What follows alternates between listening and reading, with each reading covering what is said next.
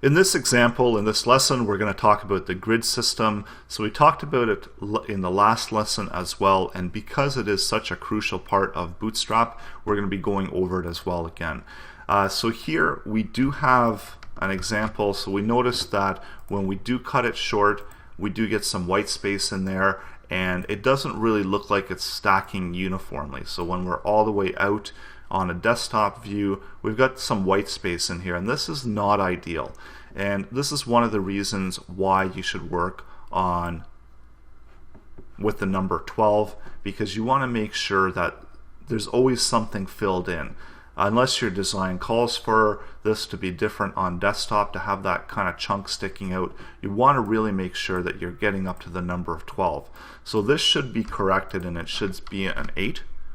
And that allows you to have a full fill of each row, all going all the way down. And that makes for better responsive design and development.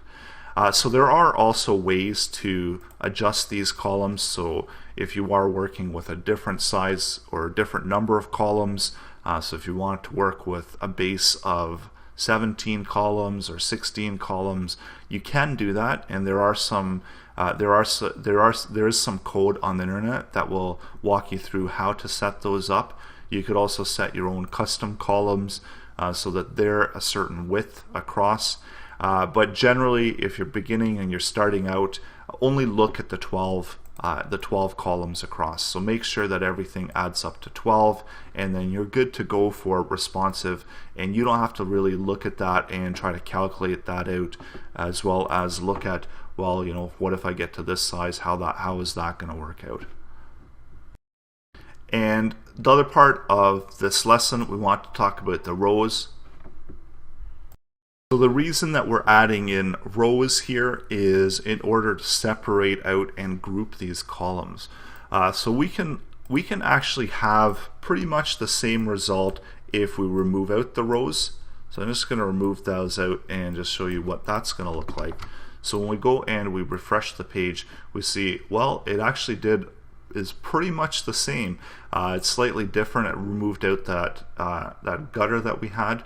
And when we resize it, it looks pretty much the same. We do have a little bit of a gutter there at the side, but overall, generally, it does actually look the same. But the reason that we do use rows is to separate out and group these different columns. So it is a best practice, and it is probably a better idea. So I'm just going to refresh it, and so you can watch and see the difference. There's not going to be much of a difference, just a slight difference on the gutters. So when we do refresh it, it is slightly different, and it always is good practice to be using rows instead of just laying out all the columns by 12. Unless, again, if your design does call for it, but best practice is to have rows to break out the columns into groups of 12. If you're using a grid layout, that's what the rows and the columns are for, so you can quickly make grid layout in Bootstrap. Other benefit of using rows and columns together is that the columns actually default have padding. So if you want to remove out that padding, you could do that, and it would simulate a little bit better of what we were showing you. The rows, but then also you got to remember that the first column in the row and the last column in the row, so if they've got padding and it's removed on the right and left, so it offsets the padding of the row.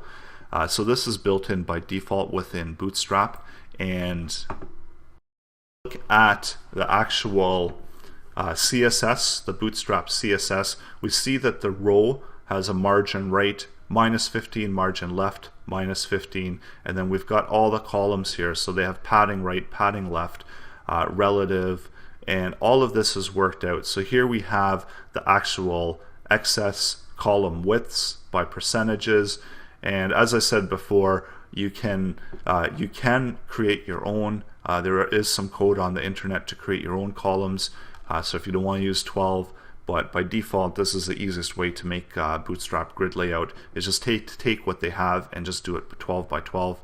Here we've got the pull and pushes. The thing about it is this is all already calculated for you. We're going to be getting into those in a later lesson, what the pull and push means. But for now, it's just important to know, as well as the offset.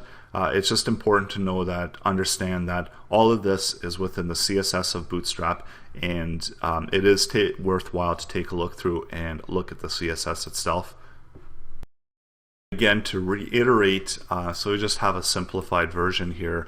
So what we do have here, we want to make a 3-column design, and we want it to be for desktops to be 3-column, but we've got a lot of stuff here and we don't have the space to shrink this down on a mobile device, so we want that actually to stack vertically, so once it shrinks down below this this spacing. So here what we've done is we've given an example of MD4, and we've got columns 1, 2, 3, and we see there that once it gets to this size, it actually adjusts and resizes to stack, and then once we get to the bigger desktop view, we get our 3 columns back again. Difference when you go, so if we changed it to SM, we're just going to quickly change that to SM, save that and refresh it, and you see that on the larger scale on the desktop nothing has changed. The only time something changes is when we get down to this size. We see that it's still the 3 columns, but once we shrink down under 768, we see that that's the point where it stacks. So if we don't want this to stack at all, what we can do is we can change that SM to XS and replace that and save that and refresh the page again, and when I refresh it we see that we get our 3 columns back. So that's essentially how you're going to work with Bootstrap. If you wanted to have a menu running down the side, you could easily do something like this, and you could have your menu running down the side of the page. So when we refresh it, we see that we always do have this part reserved for the menu, the left-hand side part for a menu, and here we could have our content. So you can see how you could style out a page layout. You want to start laying out your website with a header, menu on the left, content there, and footer, and you want to make sure that this is always going to stay static, that this amount of space is always reserved for the menu. This is the way to do that, where you can build it in within Bootstrap. You can go XS12, XS12. So these are always going to be a width of 12, and here you've got your menu as well as content. So you could also further divide these down if the need be. So if you want to make a fat footer, and if you want it to have it so if you remember that we mentioned earlier that Bootstrap does scale up. So if we wanted to have a width of 12 here, we could use any one of the classes, and that would give us an entire row. So we could be, what we're doing here is we're reserving that space of 12. If we want to have a bigger footer, we've got some contact information, some links, and then maybe a brand logo or something like that. You can see that we've added that in here, where we've added in SM. So we wanted actually to have 3 different columns within the footer. So what we've done is we've done an SM and created 3 columns within the width of 12. And when we shrink that down, we see that this actually comes to be 3 separate columns, or 3 separate rows. Even when you change this to XS, so we're just going to show you. So do you think that there's going to be a difference now that I've changed it to XS? And if you said no, you're correct. That changing this actually doesn't affect, because again, it does scale up from lowest to highest.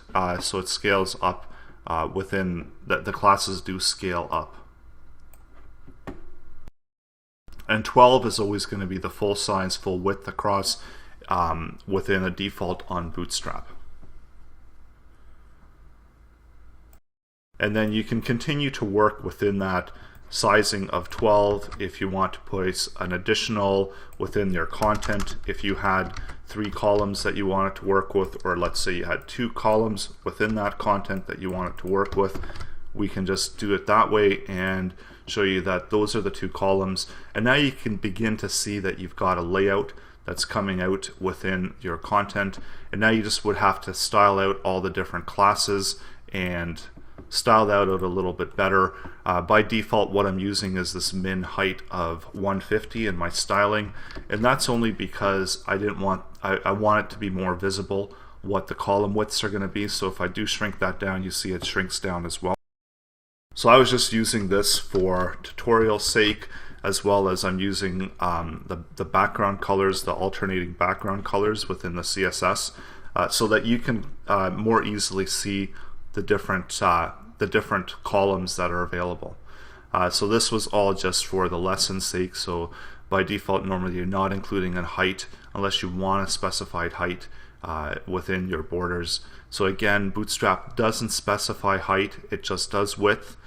So if you do want a specific height, or if you're stacking different height objects, so if you've got a bunch of images, you've created an image gallery and you're stacking those, you might want to be setting the height for the columns in order to have it stacked properly. Otherwise you might get intermittent stacking depending on the height and the spacing that's being used up. If your stacking ever does go off course, then look at the height and make sure that all your objects within all the items that are available that you're placing within these columns are fitting uniformly within the height of the largest height item within the row.